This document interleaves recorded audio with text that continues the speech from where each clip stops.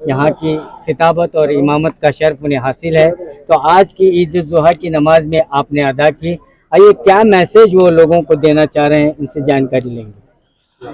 सबसे पहले तो मैं ईद उल फित्र की पुरखुलूस मुबारकबाद तमाम बिरादरान इस्लाम को, बिरादरान वतन को पेश करता हूँ।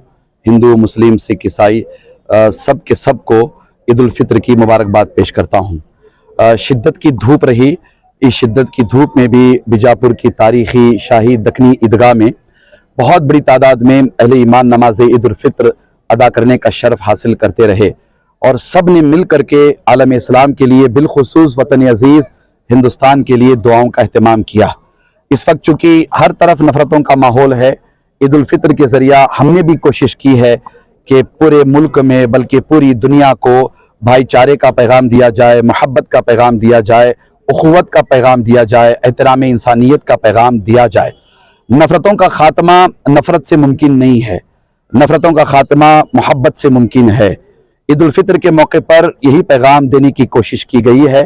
बिलखुसूस ख्वाजा गरीब नवाज रहमतुल्लाहि ताला अलैह के इस कौल को बारहा दोहराया गया। आपने हिंदुस्तान के लिए बल्कि आलम इंसानियत के लिए फरमाया था कि नफ़रत किसी से नहीं, मोहब्बत सबसे।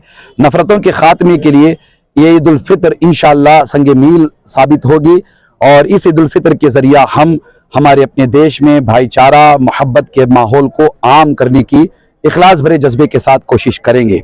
हमने खुसूसी तौर पर इत्तेहाद के पैगाम को आम करने की एक सई की है। इत्तेहाद बैनुल मुस्लिमीन, इत्तेहाद हिंदू, मुस्लिम, सिख, ईसाइयों के दरमियान। हम अपने इत्तेहाद के ज़रिया अपनी मिल्लत को मजबूत करें।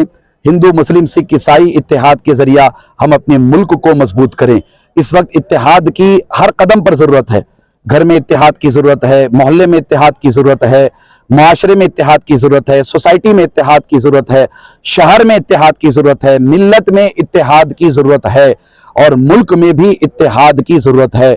मुल्क में जब तक इत्तेहाद नहीं होगा, नफ़रतों का माहौल ख़त्म नहीं होगा, हमारे मुल्क की तरक्की में बड़ी रुकावटें आती रहेंगी। हम चाहेंगे कि इन रुकावटों को इत्तेहाद के ज़रिया दूर किया जाए, इन रुकावटों को भाईचारा के ज़रिया दूर किया जाए और पूरे मुल्क में उखुवत, एहतराम इंसानियत और मोहब्बत के माहौल को आम किया जाए। ख़ास तौर पर ईद उल फित्र के मौके पर यह पैगाम दिया गया है।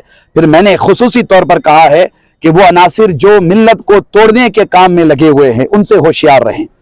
मिल्लत को तोड़ने की कोशिश में बड़े पैमाने पर बहुत सारे अनासिर सरगर्म हैं। हमें चाहिए कि हम उन अनासिर को जाने जो मिल्लत को तोड़ने का काम करते हैं। वो किसी भी नहज पर, किसी भी सतह पर हो, हम जोड़ने का काम करेंगे, हम सबको साथ लेकर चलने का काम करेंगे, हम सबको अपने साथ लेकर आगे बढ़ने का काम करेंगे। हम अपनी नियतों में इखलास लाएंगे और सफ़ों में इत्तेहाद पैदा करेंगे।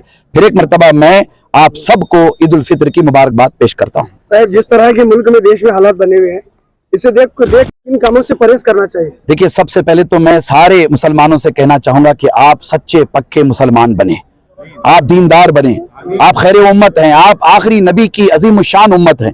आप सबसे पहले बेहतरीन मुसलमान बने और बेहतरीन मुसलमान वही है जिसकी जुबान और जिसके हाथ से मुसलमान भी महफूज रहे, इंसान भी महफूज रहे, पड़ोसी भी महफूज रहे। पहले ये इस पर तवज्जो करें। फिर दूसरी बात यह कि आप दीनदार बन करके मुल्क के संविधान के दायरे में रहते हुए जिद्दोजहद करें, तालीम को आम करें, तालीमी इदारे कायम करें, अपने बच्चों को पढ़ाएं, अपने बच्चों को ज़ेवर उलूम से आरास्ता पैरास्ता करें। और ख़ास तौर पर मैं नौजवानों से कहूँगा कि तिजारत कारोबार को फ़रोग दें और अपने हम वतन भाइयों के साथ अपने ताल्लुकात अच्छे रखें। जैसा कि मैंने कहा कि ईद उल फित्र के मौके पर अपने हिंदू भाइयों को घर बुलाइए, बुला करके उन्हें शीर खुरमा पिलाइए। दिवाली दशहरे के मौके पर हिंदू भाई हमें बुलाएं, हम उनके घरों पे पहुंचे, उन्हें दिवाली दशहरा विश करें। अगर कोई हमारा हिंदू भाई बीमार होता है तो उसकी अयादत के लिए जाएं, अगर वो परेशान होता है तो उसकी परेशानी के लिए परेशानी दूर करने की कोशिश करें। ये हमारी मतलब है कि करने के काम है, इन पर हमें तवज्जो करने की जरूरत है। अल्लाह और उसके रसूल का पैगाम भी यही है।